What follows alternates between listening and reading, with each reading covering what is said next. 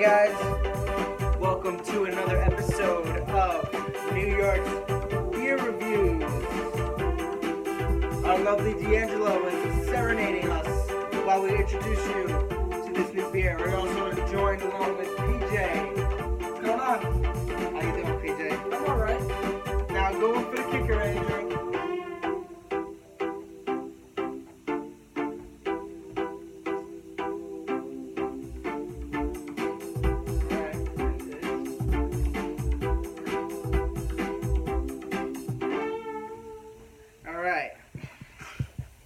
Today's beer is a re-review. It's a revisited beer.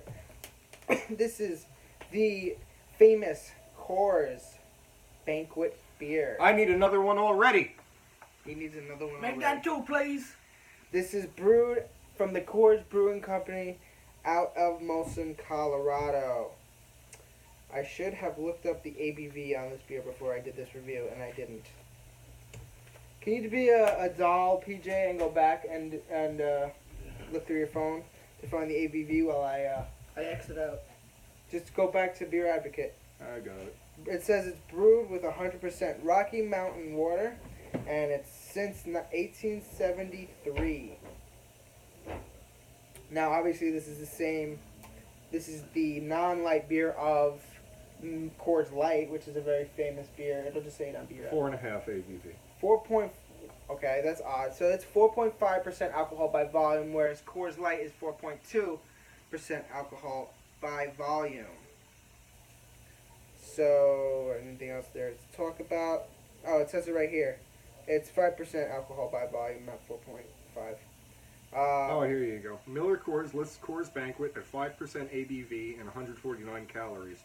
But in the 70s, official Coors material put the alcohol content at 3.6 ABW, which is equal to 4.5 ABV at 145 calories. So my mistake. I gave you misinformation there. It's actually 5 ABV. Typical Republican. Hey, don't you fucking bring politics into it. I'm just joking. You might lose your political constituency then. No, they all know how I go. He's a filthy little communist. Yeah, you can't see. Alright, can I get your glass, please? Fill me up, Buttercup. PJ, where's your glass? It's right here, sir. Look at all that bug. See, you get that all head. Now you gotta work through that head. Nice. I gotta work through that head. Ew. Oh, what happened with tilting me? Well, I know you don't like that, so I didn't do it for you. So what do you do to me? Because... Filthy concy. Filthy communist. Fucking shirt's all wrinkled. How do you like India ink in your beer? I heard it. Sorry, ladies, I'm single. Yeah. Alright, let's on You with can the see review. why. Alright, on That's with a the big review. slapper right there. No, it's not. So I poured myself about a finger and a half of head. Andrew's got about a 3 finger of head. He doesn't have any, and he's already going into the beer. Yeah, 3 of your sausage fingers. I got 4 fingers. The color, very nice, kind of golden straw color. Very, very clear. Correct? Yes, very straw colored. Very carbonated. Rumpelstiltskin. Oh, this is the most carbonated beer in the market. Beg to differ, but it is very carbonated. No, I would say Sapporo has more carbonation. I would say Genesee beer I've had, not the cream ale, but the Genesee regular lager is more carbonated than this, and I like the glow. It has a golden, nice glow. On with the aroma. Smells like cigarettes. You get corn ice. It smells like corn. Little sweet malt, but more corn. Do you get corn? It's an adjunct lager, so that's what Absolutely. No, always. Again, I mean, more so with Corona. Corona tastes like fucking straight up sweet corn. I'm gonna put it simple, and this isn't my spiel. I saw a review about Coors Light, and I matched it with this, but from Albino Rhino, and he's like, it tastes like a corn chip, tastes in soda, put in soda water. Don't know what that tastes like? Take a corn chip and put it in a glass of soda water. You get this. Tostitos. Tostitos. Tostitos. Of course, the malt sweetness is there. Very faint hop presence. Mm-hmm. Very little bit, but there is on the back end just to balance out that malt sweetness, like most beers tend to do. I don't know much about the history of this place, of this brewery. All I know is it is the heavier version of the Coors Light. And what do you pick up, PJ? I pick up a plethora of flavors, sir. One of the many flavors I pick up is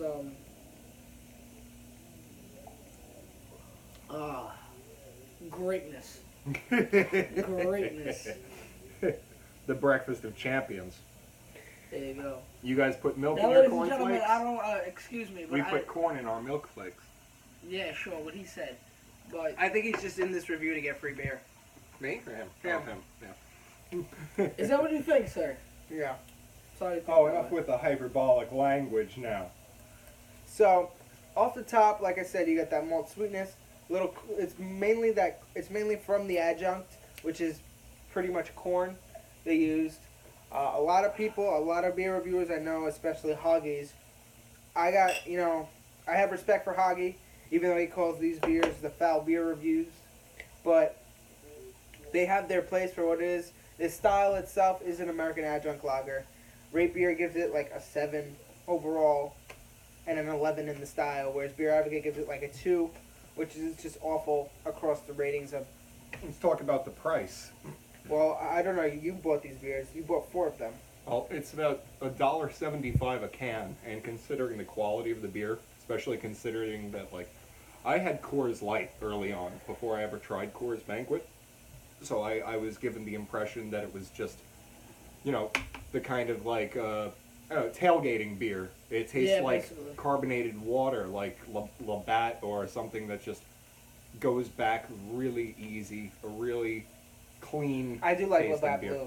Blue. A nickname for these cans, ladies and gentlemen, are you You don't have to call them ladies and gentlemen. Just call them. I can call them what I want, but in the street you hear, "Hey, yo, let me get a tall boy." Yeah, it's a tall boy. It's a In the street. This is what people. I don't know. How much you said? What, $1 for? It was $1.75 for a can. Now is that different from because in Key Food I see they have these new bottles. Like the red stripe bottles. Yeah, the short ones. The short ones. Would a 6-pack of that be more than this? Because I feel like there's more liquid in these 4 than there are in those 6. Yes, I think the glass bottle has an effect on the brew, and also that's a promotional item. That bottle, it costs more to produce than an aluminum can. I don't remember exactly how much it costs, but a lot of companies, a lot of domestic beer companies are doing this promotional retro bottle thing. So they're starting to serve in those little stout red stripe bottles. Like Coors used to come in those.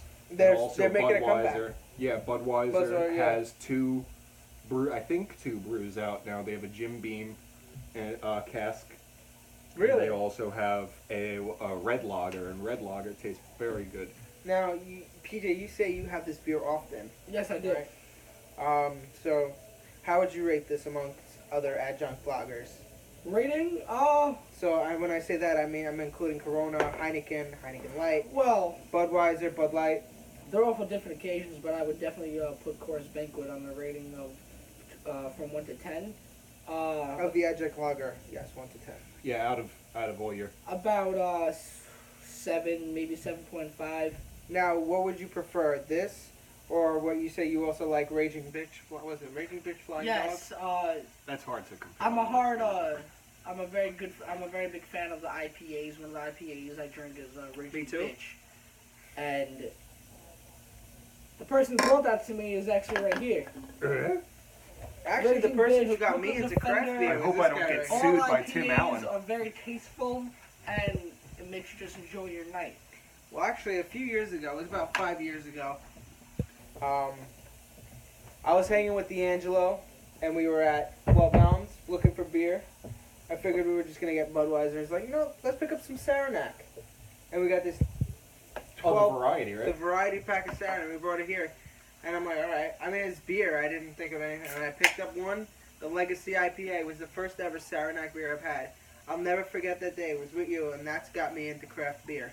That was the first day I ever tried craft beer, and I fell in love with it. Yeah, I used to be a cheap beer guy. My go-to when I was trying to get a little buzz on was I would hang out and I would buy Valentine. I still to this day, Oh, that's a good beer. really That's a really love good beer. Valentine. I don't know that one. It comes in a green bottle. It's like one of the oldest ales in America. Yeah. And they used to be, if I'm not mistaken, they used to have an endorsement with the New York Yankees way back in the day when there were a lot of beer breweries in New York. Ballantine, if I'm not mistaken, the Bowery district, used to have a lot of breweries. I don't know if Ballantine was there. I know Schaefer beer used to be there. Yeah, you drink a lot of Schaefer. I love Schaefer. Schaefer is a good Now, beer ladies too. and gents, I drink a lot of beer. I'm drinking a lot of beer in my day, but Coors is definitely a go-to. Coors is definitely a go-to. I feel though, like for me, if I want a light beer, which this is, I'm just gonna go with the cheaper price and get a Coors Light. I feel like it's more crisp and refreshing for the Coors It's Light. also light though. I mean, 4.2 versus 5. How light? I mean, It's a number short. it's 8 numbers short.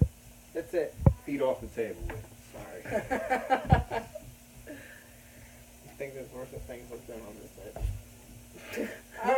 No, it hasn't. But I don't know. That's my opinion. If I want a stronger beer, you also pay less money for packets of Budweiser, because I feel like Coors is very what's the word? Not famous enough. Most people don't understand about, like, Budweiser's everywhere. Coors isn't necessarily everywhere. Coors is very common. I didn't know about Coors until about a few years ago. I've always known about Budweiser. I think older people, especially like people that are baby boomers, they know a little bit more about these beers that have fallen to the wayside, like Coors and Schaefer and Schlitz and Ballantine. Old Milwaukee. These used to be but maybe no, but actually probably. Game but- Day Ice. These beers used to be American staples, and they've fallen to the wayside, and now more popular beers like, in the Mexican imports, you have your Modelo and Corona, and then you have Coors, which is like the domestic version of like a very corn-based, it's an American maize-based brew. So if you like Corona and you like... If you like Corona, you'll love this beer. Yeah, and Oh, also yeah, for the definitely, price, you don't have to pay definitely. import prices for the beer. No, So- no, because it's brewed in Colorado. Prices vary from all different reasons. All right, I'm gonna go with the final chug. You added a whole bunch of Yeah. more. So I'll go cheers, for the guys. Me and Lee are going for the final chug. Cheers, anyway. I'm good. That's not a chug, that's a sip. I'm going for the chug. Cheers, folks. You gonna do it? D'Angelo. That's what a real man drinks. All right, so final score on this one. I'll give it the 5. Not Oh, really. whatever my own. My favorite lighter beers are the Modelo Especial and the Busch. Have one. Still. Your final views, your final score. Me? D'Angelo, yes. I have gas. No, my final score is, what did I say before? A 7? 7.5? No, that was yeah.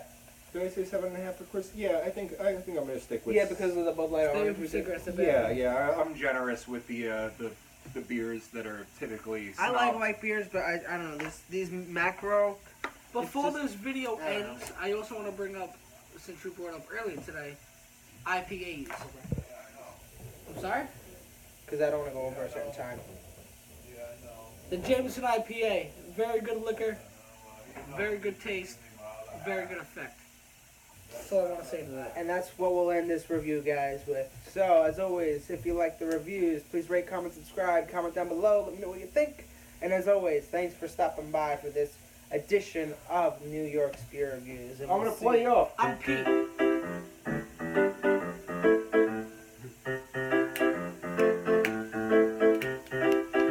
Jazz clap.